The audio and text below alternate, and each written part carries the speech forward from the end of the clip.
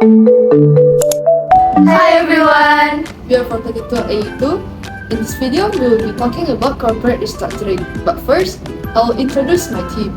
My name is Alicia. My name is Lydia. My name is Alicia. And my name is Phoebe. We hope you guys will enjoy our video. Thank you! Let's start by talking about the definition of corporate restructuring. Corporate restructuring is an action taken by the corporate entity to modify its capital structure or its operations significantly. Generally, corporate restructuring happens when the corporate entity is experiencing significant problems and is in financial difficulty. The process of corporate restructuring is considered very important to eliminate all the financial crises and enhance the company performance. The management of the concerned corporate entity facing the financial crisis hire a financial and legal expert for advisory and assistance in the negotiation and the transaction deals. So the reason why a company needs corporate restructuring are: first, change in the strategy. The management of the distressed entity attempts to improve its performance by eliminating certain divisions and subsidiaries which do not align with the core strategy of the company. The division or subsidiaries may not appear to fit strategically with the company's long-term vision. Thus, the corporate entity decides to focus on its core strategy and dispose of such assets to potential buyers. Second, lack of profits. The undertaking may not be enough profit-making to cover the cost of capital of the company and may cause economic losses.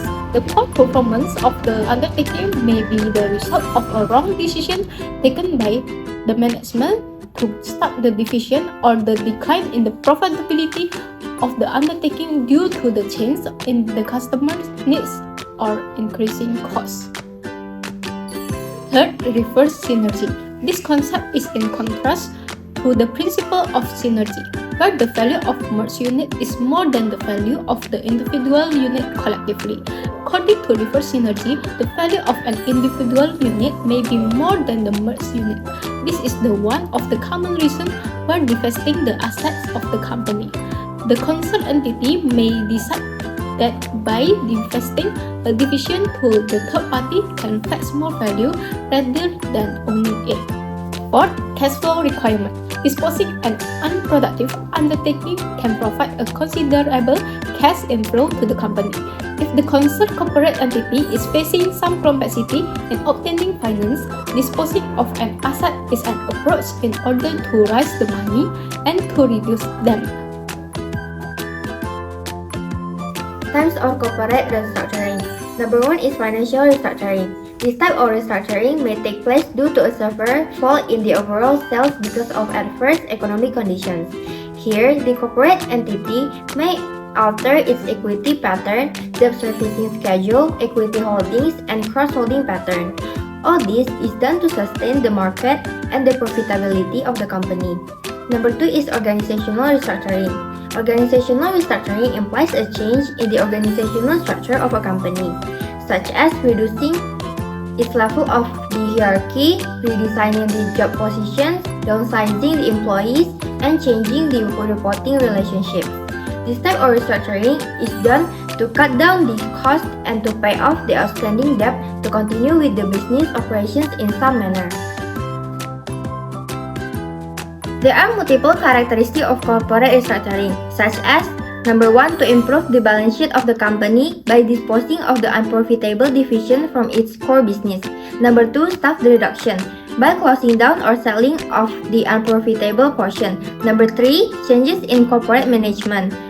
Number 4, disposing of underutilized assets such as brands or patent rights. Number 5, outsourcing its operations such as technical support and payroll management to a more efficient third party. Number 6, shifting of operations such as moving of manufacturing operations to a lower cost locations. Number 7, reorganizing functions such as marketing, sales, and distribution.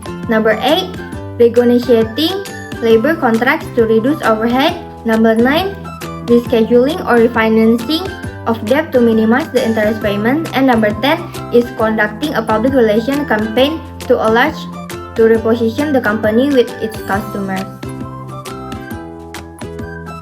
The important aspect to be considered in corporate restructuring strategies is number 1, legal and procedural issues. Number 2, accounting aspects. Number 3, human and cultural synergies. Number 4, valuation and funding. Number 5, taxation and stamp duty aspects. And number 6, competition aspects. Types of operational restructuring. Number 1 is merger and acquisitions. An acquisition involves acquiring a controlling stake in a company which then merged with the acquirer. The target shareholders may accept an offer from the acquirer in the form of cash, shares, or a mix of the two. A merger is different from an acquisition is that it usually involves a transaction involving two or more equal parties and creates a whole new business. This business combination can be categorized into 3 types. The first type is horizontal integration in the consolidation of business involved in the same sector of the market or industry. As a result, market share increases, competition declines, and economies of scale are realized. For example, in May 1998, Daimler signed a contract to acquire Chrysler for $39 billion. This transaction made it possible to offer new products and services and improve the competitive position in global terms for the group as a whole. The second type is forward integration, occur when a company acquires businesses that are downstream in the value chain. To guarantee a stable market for products, gives the acquiring business control over the distribution channels, and improve control over the end user experience. For example, in March 2017, Toyota acquired material handling supplier Vanderland for 1.2 billion euro.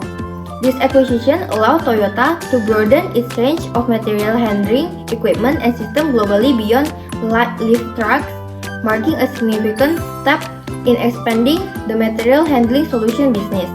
The third type is backward integration, occurs when a company acquires businesses that are upstream in the value chain. This can lessen the reliance on outside suppliers, provide the business control over the important inputs, and guarantee a steady supply of raw resources.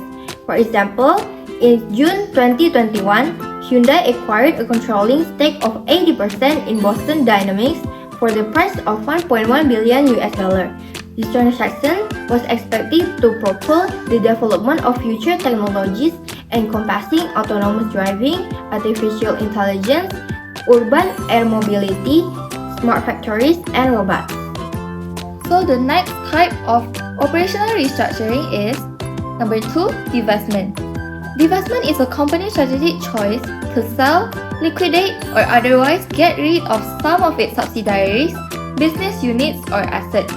Usually, the goals of divestment are to increase financial performance, concentrate on core competences, optimize operations, and raise funds for additional strategic projects. So, the types of divestment are number 1, divestiture. Divestiture is the complete sale or disposal of a portion of a company's asset, business divisions, or subsidiaries. The parent firm loses all control and ownership of the sold segments when it became independent. For example, in June 2008, Ford sold Jaguar and Land Rover to Tata Motors for a net consideration of $2.3 billion in an all-cash transaction. As a part of the deal, Ford agreed to contribute $600 million to Jaguar Land Rover Pension Fund upon closing. The cash generated from this transaction likely enabled Ford to focus on turning around its loss-making operation in North America. Number 2 is spin-off. Spin-off occurs when a parent firm gives existing shareholders shares of a new formed company in order to split out a portion of its operation into a separate independent business. For example, imagine a major automobile manufacturer spinning off its car loan division, which has grown to a scale surpassing the core business of the parent company. This move allows the newly created entity to leverage its expertise and offer loan underwriting service not only to parent company but also to other automobile manufacturers in the industry. Number 3 is carve out. similar to a spin-off, involves splitting off a portion of the parent firm to form a new independent business and then selling some of the shares in an initial public offering or IPO. In contrast, a carve-out allows the parent business to keep a sizable ownership position in the new formed company, which it may eventually diminish. For example, picture a leading automobile manufacturer innovating a high-performance lithium-ion battery pack that stores 50% more energy with the same density. However, building a cutting-edge manufacturing facility for this technology requires a substantial investment of $10 billion. The manufacturer decides to carve out this unit, retaining a 60% stake and offers the remaining stake to institutional investors. So, the reasons for initiating a spin-off or carve-out is the parent company opinion that a particular segment or product line requires focused management as a separate entity. This typically occurs when the proposed new entity has an unrelated business, substantial growth potential, or a demand distinct management expertise, and entirely new distribution capabilities. Number 3. Joint venture and strategic alliance. Joint venture is an entity formed by two or more companies to undertake financial act together. Both the parties agrees to contribute in proportion as agreed to form a new entity and also share the expenses, revenues, and control of the company. Meanwhile, strategic alliance involve collaboration and the sharing of resources between independent entities without forming a new separate entity. So the example of joint venture is Denso and Toyota established a joint venture in July 2019 to conduct research and development new generation in vehicle semiconductors driven by the rising integration of in-vehicle semiconductors into vehicles. So the example of strategic alliance, in January 2016, General Motors and Lyft formed a strategic partnership to develop a cohesive network of autonomous vehicles for on-demand services. General Motors committed a $500 million investment in Lyft to support the expansion of its flourishing ride-sharing platform. As part of the agreement, GM also secured a position on Lyft's board of directors. Number 4 is workforce reduction. Workforce reduction involves the deliberate and strategic decreases in a company headcount through layoffs or early retirements. It is typically undertaken to streamline operations, improve efficiency, cut costs, adapt to changing market conditions, or respond to a decline in business activity. For example, Ford Motors, which was facing profitability issues in Europe, announced in June 2019 that it will trim its workforce by cutting 12,000 of its existing 65,000 employees in the region. Most of the employees impacted were offered voluntary separation program. Now I'll discuss about the types of financial restructuring. 1. Debt reduction. This involves minimizing a company's overall debt burden. This can be achieved by paying off existing debt, negotiating better terms, or refinancing debt to obtain more favorable interest rates and terms. Example, in March 2021, Renault declared a plan to sell its stake in Daimler, valued at $1.4 billion. The funds obtained from the sale were intended to accelerate Renault's financial deleveraging efforts. Number 2. Raising debt.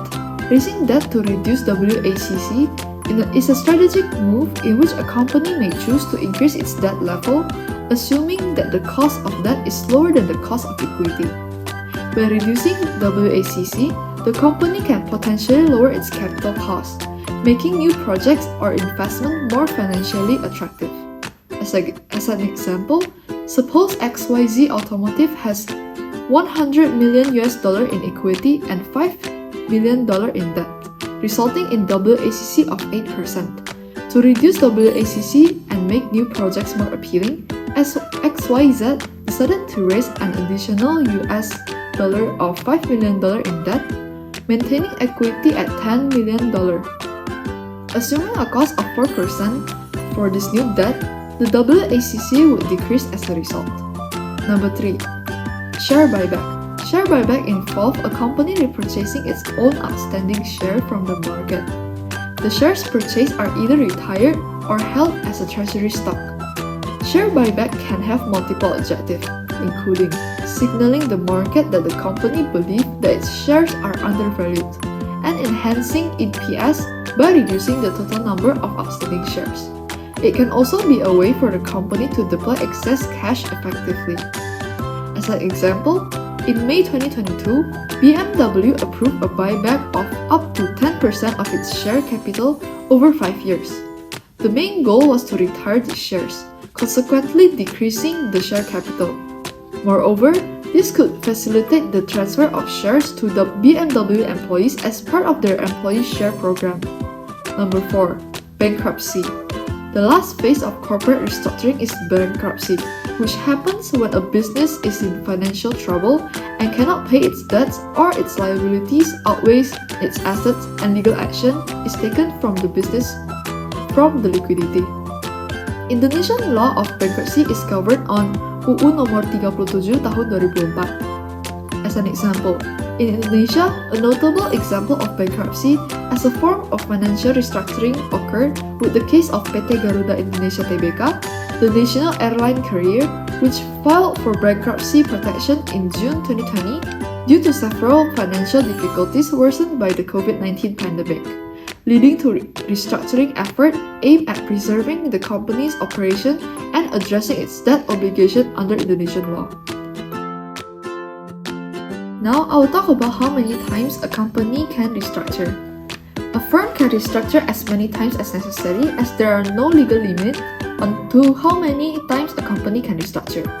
A business may choose to alter its operation as often as it thinks it will fit in order to reduce expenses and increase efficiency. With that being said, restructuring is a difficult process that needs careful planning and execution. As such, it should not be undertaken carelessly or frequently. When a corporation undergoes restructuring, its internal and external structure are changed, and positions are eliminated. This may be a confusing and a difficult process. However, after restructuring is finished, business activities should run more smoothly and better financially. After employees adjust to the new environment, the company can be in a better position for achieving its goals through greater efficiency in production. However, not all corporate restructuring end well. Sometimes a company may need to admit defeat and begin selling and liquidating assets to pay off its creditor before permanently closing. So that's all from our group. Hope you guys enjoy it and thank you.